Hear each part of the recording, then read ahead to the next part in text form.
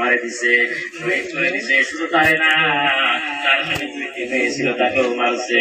আল্লাহ রাব্বুল আলামিন এই জায়গার মধ্যে তার কবরবাদী, আর এই জায়গা থেকে জান্নাতে এই খুশবু আসতেছে। বলো সুবহানাল্লাহ।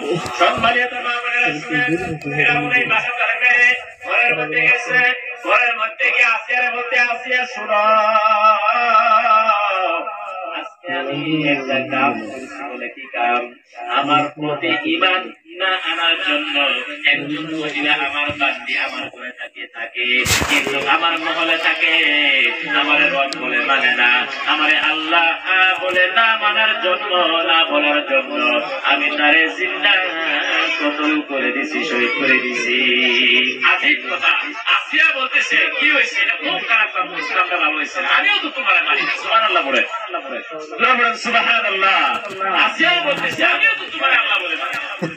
তাই বলতেছে, ফিরআউনে বলতেছে, আর ফিরআউনে ভাবলো যে এই ভয়ে, এই ডরে, এই ভয়ে যাতে আসিয়া যাতে আমার রব বলে। আসিয়া বলতেছে, আমিও তোমার রব বলে মানি না,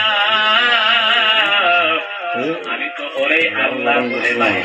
ফিরআউন যে মুসা আলাইহিস সালামকে নবী বানাইয়া পাঠাইছে। সম্মানিত বলেন, আপনাদের দিলের মধ্যে কুরবানি আছে। আপনাদের মতোই মহিলা দিনের জন্য জান দিয়েছেন, জান দিয়ে ঈমান দিয়ে দিন রক্ষা করেছেন। ও মা, আপনাদেরও জান দিয়া হইল, দান দিয়া হইল, টাকা পয়সা দিয়া হইল, বুদ্ধি দিয়া হইল, এই মা আয়েশার নামে এই বাসবাড়ির বানাতকে হেফাজত করতে হবে। আর এই বানাত টাইটেল পর্যন্ত নিয়ে যেতে হবে, আদর্শ বানাত বানাইতে হবে। ফিরআউনে বলল, আসিয়া শুনো, আসিয়া বড় সুন্দর ছিল, দেখার মধ্যে অনেক সুন্দর ছিল। ফিরআউনে বড় মায়া করতো, ফিরআউনে বড় মায়া করতো।